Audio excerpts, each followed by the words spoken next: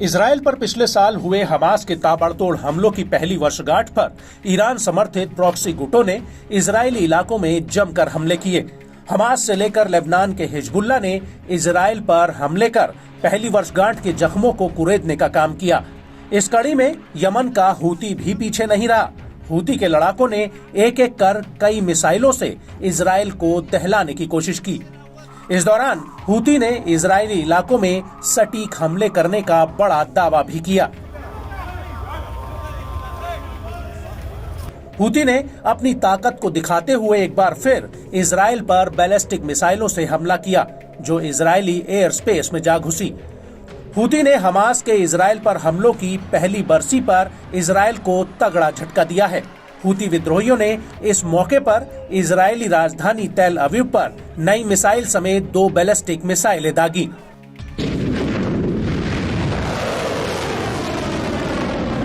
फिलिस्तीन 2 और जुल्फिकार नाम की मिसाइल से इजराइल पर हमले को अंजाम दिया गया। यमन आर्म फोर्स के सैन्य प्रवक्ता ब्रिगेडियर जनरल याया सारी ने इस हमले की पुष्टि की है। नफ़ज़त अल-क़ुव्वात अल-मुसल्लहत अल-यमनिया बिअौन अल्लाह तआला अमलियतैन अस्करियतैन फी इतार अल-मरहलत अल-खामिसह मिन अत-तस्ईद।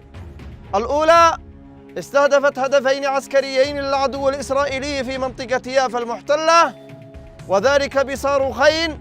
الأول نوع فلسطين 2 والذي نجح في الوصول إلى هدفه، والثاني بصاروخ ذي الفقار، وقد حققت العملية أهدافها بنجاح بفضل الله. وفي وقت سابق اليوم أطلق سلاح الجو المسير في القوات المسلحة اليمنية عددا من الطائرات المسيرة على عدة أهداف في منطقة يافا ومنطقة أم الرشراش جنوبية فلسطين المحتلة بطائرات نوع يافا وصماد 4، وقد نجحت عدد من تلك الطائرات في الوصول إلى أهدافها بفضل الله.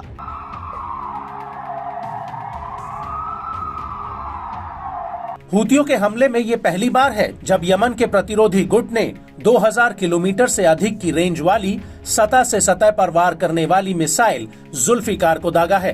इतना ही नहीं, हूती लड़ाकों ने इससे पहले कई याफा और समद 4 ड्रोन के साथ तेल अवीव और सबसे दक्षिण हिस्से के ईलट बंदरगाह को निशाना बनाया था। समूह ने दावा किया कि कई ड्रोन्स सफलतापूर्वक अपने लक्ष्यों तक पहुंचने में सफल रहे हैं। हूती ने कहा कि उसके लड़ाके तब तक अपने अभियान को जारी रखेंगे जब तक इजराइल गाजा और लेबनान में एक साथ की जा रही घेराबंदी को खत्म नहीं कर देता।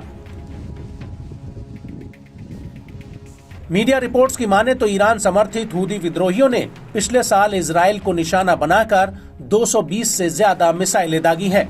इनमें से अधिकतर मिसाइलें दक्षिणी इजराइल को निशाना बनाकर दागी गई हैं। वहीं इजरायली सुरक्षा बलों ने दावा किया है कि इजराइल के एरो डिफेंस सिस्टम ने यमन से आई मिसाइल को रोकने में कामयाबी हासिल की है।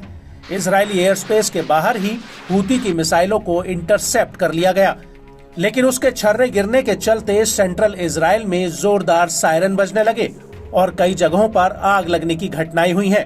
हालांकि हूती लड़ाकों ने इजराइल पर अपने ताजा हमलों को सफल और सटीक बताया है।